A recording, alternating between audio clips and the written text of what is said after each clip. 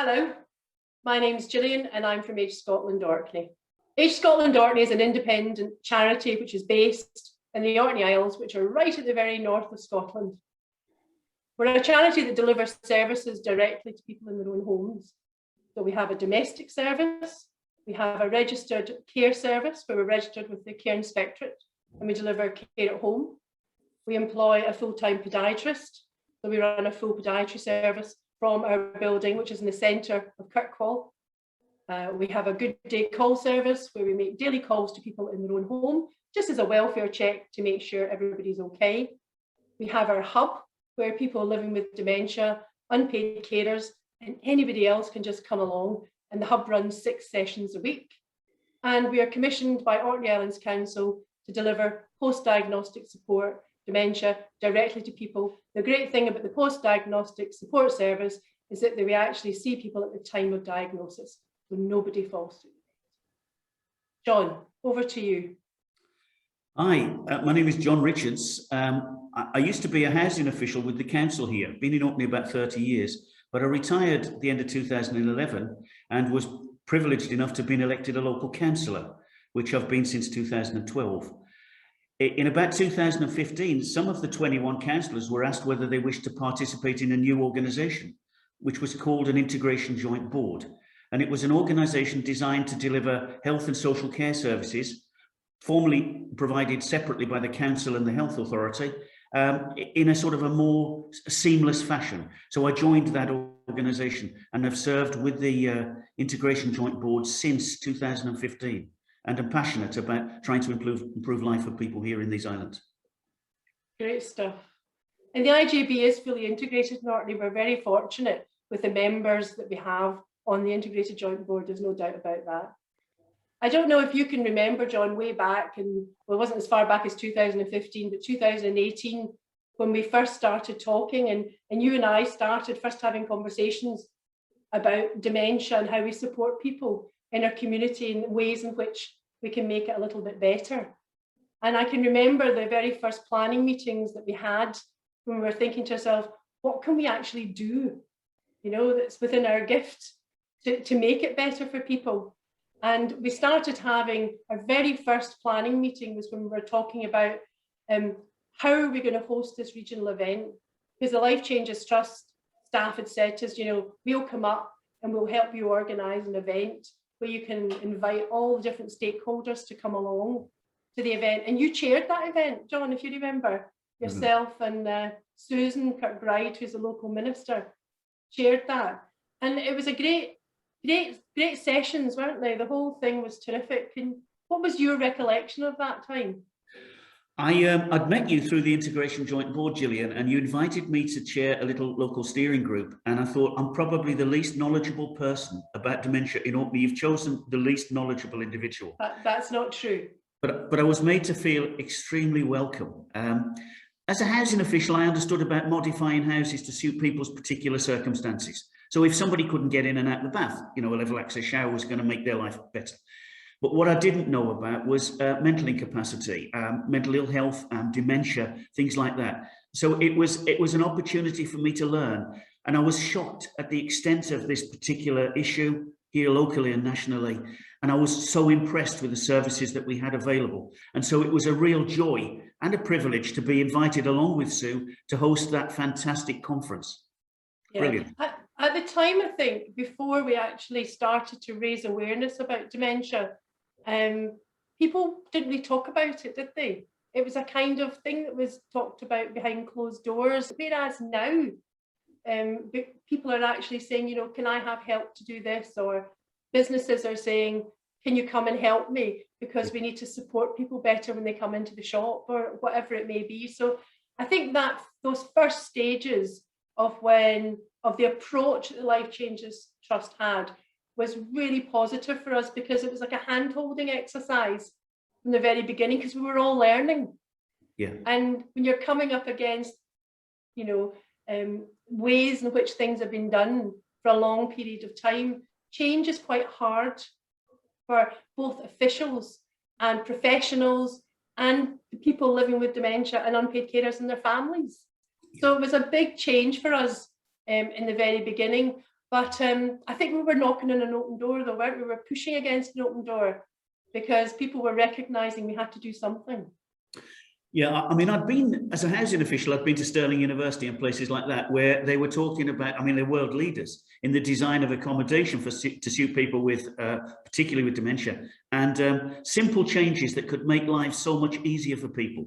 So when I began to look around and hear the individual stories, I began to hear things that were missing here in Orkney, gaps in service provision, which needed to be plugged, things that could be done, relatively simple tweaks, which would make life so much easier.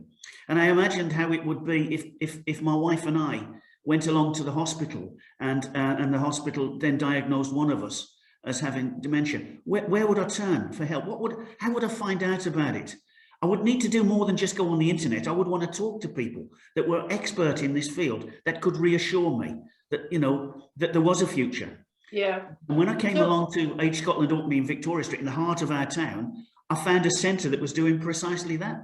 Yeah, I think we're still learning, John. We're still getting there, but you know, and the only way you learn is to listen to people and involve the people who are living with dementia and their unpaid carers and their families, to actually talk about how we can actually shape the services so they deliver what people need and want. Yeah. I think the thing I noticed after that first event, in the first few months after it, was Orkney had a very low diagnosis rate before we started this work. And then the diagnosis rate started to climb because people were becoming more aware of it. And I think for us as an organisation, the difference that awareness raising has made is because we run so many services here, the dementia support that we provide has just become integrated into our day-to-day activity. So it's not seen as something different, it's just seen as a part of. And I think that's what's made the difference for people in Orkney, because they're not going somewhere different to get it. They're coming to an organisation who's already going into people's homes. Yeah. And that's what's made it, I wouldn't say easy, but maybe the transition has been a little bit more easy for us than it would have been if we hadn't have been so involved in the local community. Yeah.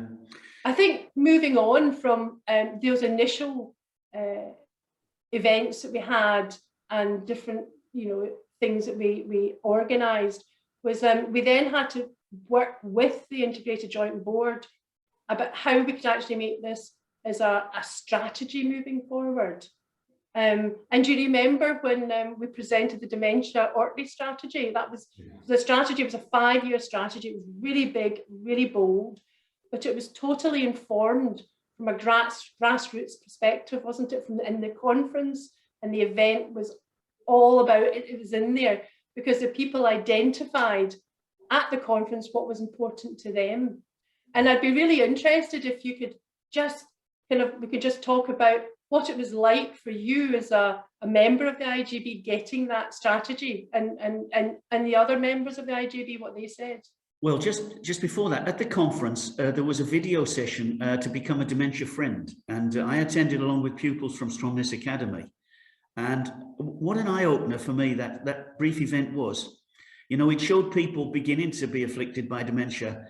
And I recall being impatient with an elderly lady in the local supermarket because she was taking time to get her change out of her purse. And then I thought later on, after that video experience, why was I so impatient? Why did I have to rush when she clearly was having difficulty in sorting out her change? I could have been helpful rather than impatient. So it was a real eye-opener. And then being one of the 3 elected members on the IJB, where you actually vote for policies which have a significant impact upon people's daily lives.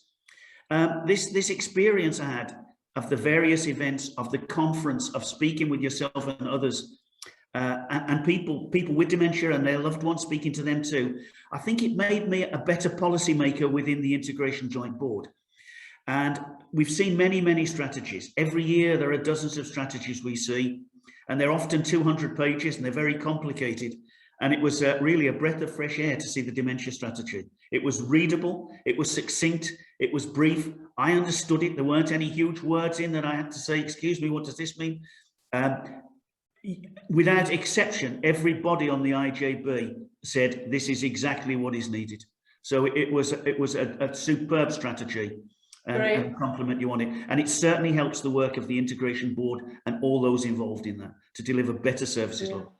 I mean, I think to say that strategy was pulled together by many different people. It wasn't just one person. And we worked with the dementia nurse specialist at NHS Orkney. We worked with the staff at the Life Changes Trust as well, because one of the things they were really good at and they talked to us about was, okay, we need the strategy document with all these 40 and 50 pages in it, but let's have an easy read one so that people, you know, our community can read it and understand it. Yes. And the feedback from that was terrific. And it made such a difference. And the thing that stayed with me from that meeting that we're at from the IJB was when you actually said, can we use this, strategy as an exemplar now for all other strategies that would come before you for approval, because you understood it. And the reason it was so successful is because the people who it's there to support told us what to write now. And Gillian, I'm sure that's what made the difference. That came out absolutely. The fact that it was a document in which there had been involvement by those with dementia and their carers. Yeah. That came right through this document. Many documents we see are written for people, not with people. Yeah, absolutely. And this was a with people document. So an exemplar certainly is. We still get other strategies which are 400 pages long, but nevertheless, we're beginning to learn that a document that we read is also to be read by members of the public, and particularly someone who's just recently had a diagnosis of dementia or their loved one, to see that document, to say, this is what's available. This is what this community is seeking to do for people like us. Remarkable, very readable. Well done. I think the key elements for success, for the difference that we've all made in a relatively short period of time, has been the collaboration and the listening to people and putting the people at the centre of what we do is why it's been successful. And I think professionals, everybody across the whole spectrum who is working in this field has a will to make it better. And I think that's why we've been successful in Orkney, really, because everybody's bought into the whole process. Would you agree with that? I would. As I said before, there are 21 counsellors and they're not exempt from dementia and things like that and their loved ones and families. None of us is. And occasionally you will have one of those members saying, I've been able to access service on behalf of a family member, a loved one. And it is so different than being remote from these services, actually seeing them in practice, benefiting from them, helping to shape them so they're more suitable to the needs of the people that are receiving them. That's wonderful. And that's often said within the chamber. So when it's a policy debate, someone will say, yeah, actually, let me tell you my experience. And it is so important and it helps to shape that policy. It's not something, an edict that is discussed in some remote place and then issued to the public. It's not that. It's developed with the public. Yeah. The public. And do you think if we had to give other areas any little words of wisdom, what would your words of wisdom be to people? You can go first and then I can give mine. Mine would be, help take the fear out of this situation for people and provide support to carers. They desperately need it. Those would be the two things. Recognise the immense contribution made by carers to our well-being, and learn from others. You know, there are great examples all over Europe, all over Scotland and the UK and Europe. Let's learn. But I think sometimes Orkney has the ability to teach as well as to learn. So those were my words of wisdom. I hope they're useful, Gillian. I don't disagree with any of that. I think I'll say something different because you've already said that. I think what I would say is wherever you are, you have to find either an organisation or a group of people who are really passionate and want to make a difference, a positive difference in the lives of people in their community. And if you can find that, it's about nurturing that and bringing people together so that together we actually make life better for people. And I think if we can do that, then it's worth coming to work every day and getting up in the morning.